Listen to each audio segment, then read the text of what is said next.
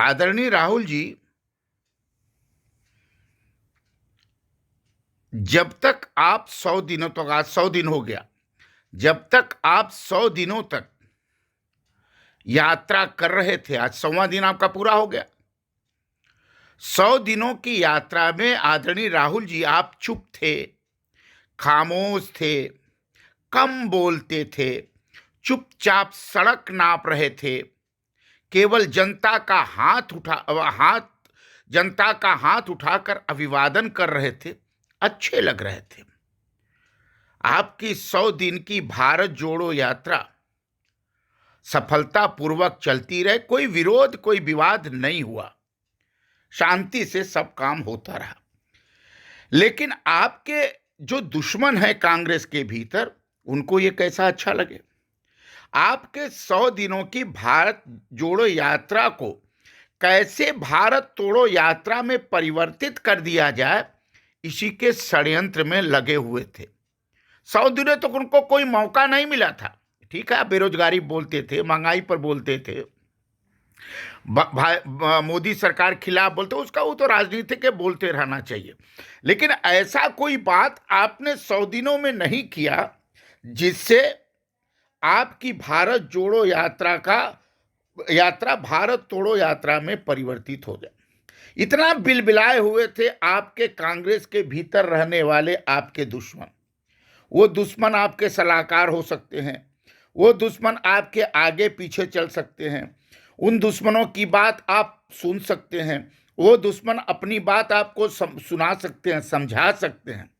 लेकिन 100 दिन तक होते होते राहुल जी, जैसे ही आपने अपना मुंह खोला, आपके मुंह से जहर निकल ही गया। यह तो आपके कांग्रेस के भीतर के दुश्मनों की सफलता है। आपकी 100 दिन की भारत जोड़ो यात्रा, आपका दाढ़ी बढ़ाना, आपका जो है मासूम सा दाढ़ी बढ़ा करके सड़क नापना, आपकी आंखों में जो दया भाव, लोगों से दया प्राप्त करने का भाव था, वह सब खत्म हो गया। आप 100 दिन के भारत जोड़ो यात्रा खत्म होते होते आपकी पूरी भारत जोड़ो यात्रा भारत तोड़ो यात्रा में परिवर्तित हो गई। आपकी मासूमियत, आपकी क्रूरता का परिचायक हो गया, आपके स्वार्थपरता का परिचायक हो गया, आपका वही दिमागहीन चेहरा सबके सामने आ गया। राहुल जी, जो प्रधानमंत्री बनता है ना, या बनने का ख्वाब रखता है, उसके बाद दिमाग होना चाहिए, सोचने की क्षमता होनी चाहिए, क्या बोलना है, कैसे बोलना है, कैसे जनता को प्रभावित करना है, कैसे अपनी बात की छाप जनता पर छोड़ना, इतना दिमाग तो होना ही चाहिए। तभी तो प्रधानमंत्री बनेगा, जनता आकर्षित होगी। लेकिन मुझे लगता है कि पिछले 10 सालों में, 8 सालों में आपके दिमाग का स्तर ही नहीं बढ़ा, वैसे को वैसे ही दिमाग है। क्या बोलते हैं, क्या बोल जाते हैं, कौन आपको सिखा देता है, कैसे बुलवा देता है, यह अपने आप में एक शोध का विषय है। राहुल जी, ये मेरी बात सुनिए, मैं बहुत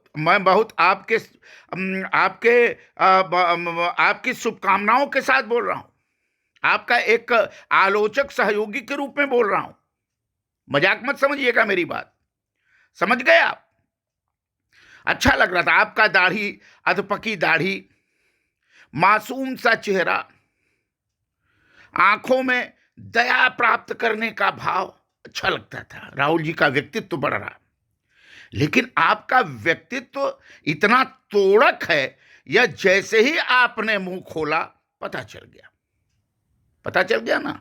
ये किसी ने सिखाया ही है, किसी ने समझाया ही नहीं है, क्योंकि आप तो है भारत जोड़ो यात्रा में टीवी तो देखते नहीं होंगे, खबर तो पढ़ते नहीं होंगे, पत्रकार कोई आपसे मिलता नहीं होगा, जो पत्रकार मिलता होगा उससे आप गुस्से में रहे होंगे, इसलिए आपको सही चीज नहीं मालूम है।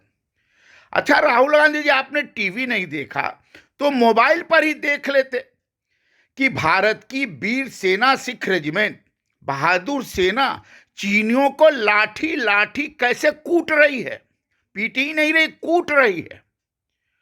किसी चीनी सेना के अधिकारी का सर फूट रहा है, सेना के सैनिकों का हाथ टूट रहा है, पैर टूट रहा है। चीनी सेना जो 300 की संख्या में थे, भारतीय सेना के जवान 20-25 लोग थे। लाठी लाठी, डंडा डंडा, मार मार के, कूट कूट करके उनको पीछे ही नहीं ढकेला, उनको भागने पर मजबूर कर दिया। ये आपने देखा ही नहीं। जब आपने नहीं देखा तो जो सिखाएगा वो आप कहेंगे। ये भारतीय सेना ना पीट रही थी कि चीनी सेना भारतीय सेना को पीट रही थी? आंख है कि आपका आलू है कि आपको दिखाई नहीं पड़ता, कि आपको सुनाई नहीं पड़ता? ये तो समझ में नहीं आता। अरे राहुल जी, भारतीय सेना ने चीनी सेना को पीटा है, चीनी सेना ने भारतीय सेना को नहीं पीटा है। ये मूर्खतापूर्ण बात किसने आपको सिखा दी? मैं कुछ नहीं कह रहा हूं राहुल जी, विश्वास करिएगा। लोग ये कह रहे हैं कि राहुल गांधी के आंख में मोतियाबिंद हो गया है, जो टीवी पर सच्चाई भी नहीं देख पा रहे हैं। ये लोग कह रहे हैं, मुझे क्षमा करिएगा, मैं नहीं कुछ कह रहा हूं, लोग कह रहे हैं। टीवी पर साफ दिखाई पड़ रहा है। दुनिया वायरल इस वीडियो को देख रही है और आपको दिखाई नहीं पड़ रहा है, और आप कह रहे हैं कि चीनी सेना भारतीय सेना को पीट रही है। कितना झूठ बोलते हैं, हद कर दिया आपने। और फिर आपने कह दिया कि 2000 स्क्वायर किलोमीटर चीन ने भारत का कब्जा कर लिया। कहां कब्जा किया है? भारतीय सेना कह रही कि 1 इंच भी जमीन इधर उधर नहीं हुआ। पूरी दुनिया कह रही कि 1 इंच भी जमीन इधर उधर नहीं हुआ। भारतीय सेना ने अपनी एलओसी को पुख्ता सुरक्षित रखा है, और आप कह रहे हैं कि 2000 स्क्वायर किलोमीटर चीन ने कब्जा कर लिया। राहुल जी, आपके दिमाग में 1962 ही घूमता रहता है, ये हमको समझ में आ गया। 1962 में आपके नाना जी ने जैसे 45,000 स्क्वायर किलोमीटर चीन को दे दिया, दान कर दिया, और कुछ नहीं बोले, चुपचाप शांत रहे, हार भी गए, भारत की सेना को पिटवा भी दिया, सब कराया। वही भूत आप पर चढ़ा रहता है राहुल जी, आप उससे निकल ही नहीं पाते। और जानते हैं हिंदी चीनी भाई का नारा किसने दिया था? नेहरू के जमाने में हिंदी चीनी भाई भाई, चाउवन लाई हिंदी चीनी भाई, चाउवन लाई नेहरू भाई भाई, चाउवन लाई नेहरू भाई भाई, हिंदी चीनी भाई, ये नारा उसी समय चला था। और हिंदी चीनी भाई भाई कहते कहते भारत का एक बड़ा भाग चीन ने कब्जा कर, तिब्बत तक कब्जा कर लिया, नहीं बोले नेहरू। आपका वो दृश्य याद रखता? चीन भारत की जमीन चीन आपके नाना के नेतृत्व में ले रहा है, मोदी के नेतृत्व में नहीं ले रहा है। इतिहास नहीं पता है आपको, समझ गए कि नहीं आप? और आपको यही लग रहा है कि 2022 में भी चीन भारत की जमीन कब्जा कर रहा है। अरे राहुल जी, आपके इस वचन से जानते हैं जनता क्या कर रही है? कि राहुल जी चीन के प्रवक्ता बन गए हैं। राहुल जी और शी जिनपिंग भाई भाई हो गए हैं। शी जिनपिंग जो राहुल जी को समझाते हैं वही राहुल जी बोलते हैं।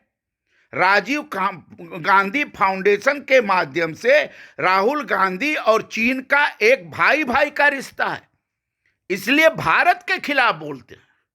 सारा का सारा आपका मेहनत भारत जोड़ो समाप्त हो गया, खंड खंड चूर चूर हो गया। राहुल जी देख लीजिए देश में क्या हो रहा है, आपके खिलाफ नारेबाजी, आपकी भारत जोड़ो यात्रा को भारत तोड़ो यात्रा करना, आंदोलन शुरू हो गया, और आपके विरोधी, कांग्रेस के भीतर वाले विरोधी विजय प्राप्त कर लिए। आपकी पूरी की पूरी इमेज ही चीन समर्थक नेता के रूप में हो गई राहुल जी, समझ गए आप? चीन समर्थक नेता के रूप में, क्योंकि भाषा आप चीन की बोलने लगे, पैसे के लोभ में बोल रहे हैं, कि शी जिनपिंग से डर के मारे बोल रहे हैं, कि नाना जी के डीएनए के कारण बोल रही है, आप जाने। लेकिन जनता जो कह रही, मैं आपको बता रहा हूं, इतना झूठ, सारा अपना मेहनत बर्बाद कर दिया आपने। अब आप दाढ़ी अपना मुड़वा दीजिए, भारत जोड़ो यात्रा का अब असर खत्म हो गया। एक दो दिन में देश भर में आपके बयान के खिलाफ आंदोलन शुरू हो जाएगा। आंदोलन शुरू होते ही जनता में आपकी इमेज चीन समर्थक नेता के रूप में होगी, भारत समर्थक नेता के रूप में नहीं होगी। ये आप समझ लीजिए। कितना गंदा बयान, कितना भारत विरोधी बयान, कितना भारत के 130 करोड़ जनता को अपमानित करने वाला बयान आपने दे दिया। बिना सोचे दे दिया, बिना जानकारी के दे दिया, बिना समझे के दे दिया।